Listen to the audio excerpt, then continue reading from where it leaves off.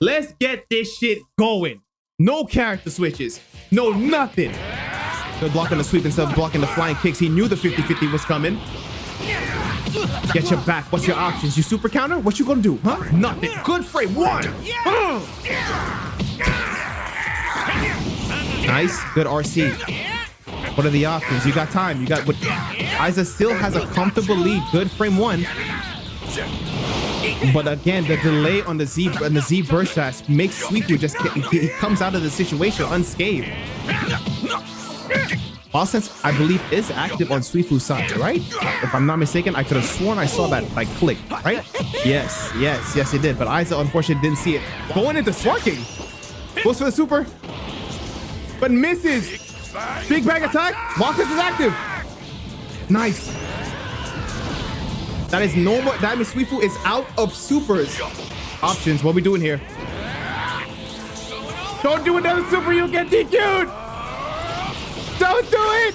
No. You won't beat me. Whoa. My game just crashed. My fucking game crashed, bro. Aiza takes it 3-2 over Suifu. Suifu. Round of applause, man. Round of applause, bro. Round of applause. I'm gonna tap in. I'm gonna tap into that Suifu style, bro. I think I'm gonna tap into that Suifu style.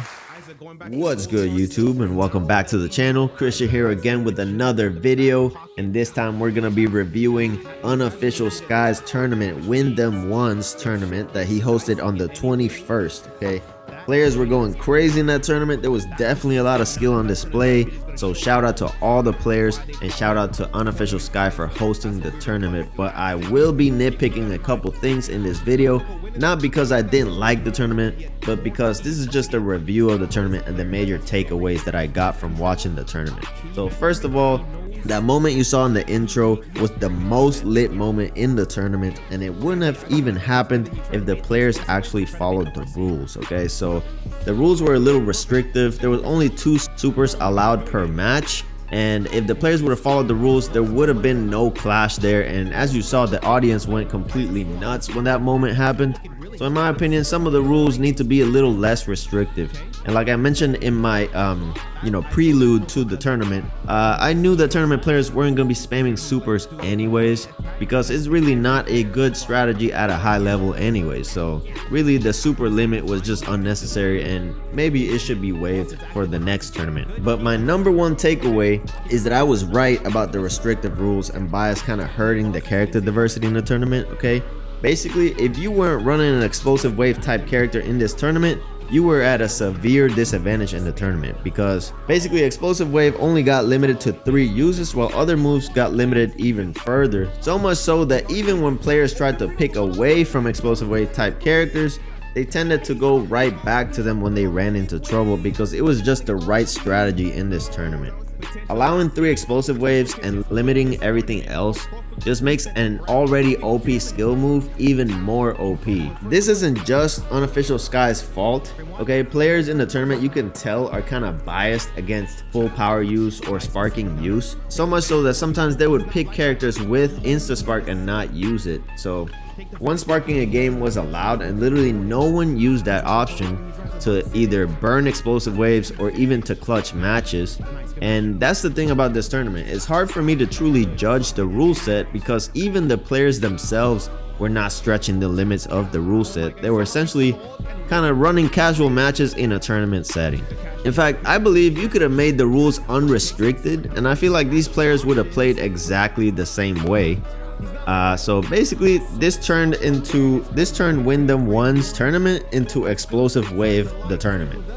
Full power moves and transformations were basically a non-factor, and like I said, tournament players aren't gonna be spamming supers like that anyways, because supers are actually kind of risky to use. And because supers and skills were basically a non-factor in this tournament, creative use of transformations also turned into a non-factor. So we didn't see a lot of transformations, we didn't see a lot of supers or sparking use. It basically just turned into all hands and explosive wave type tournament.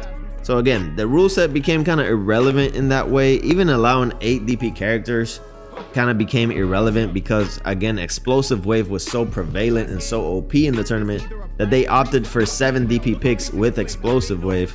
And before the tournament even happened, I kind of predicted that Jiren was going to be the best character in the game because he has Explosive Wave and he does so much damage, but no one opted for that pick, not even once. Maybe out of honor, or maybe they feel like Gohan having flying kicks on 1 just outperforms Jiren's extra damage.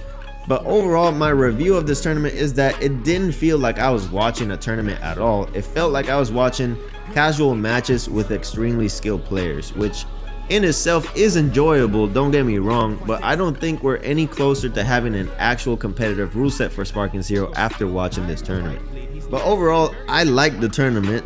The matches were lit, the skill on display was pretty great, and you know, Unofficial Sky was a great host. So I encourage everybody to go watch some of those matches on his channel. I'm gonna put the link in the description.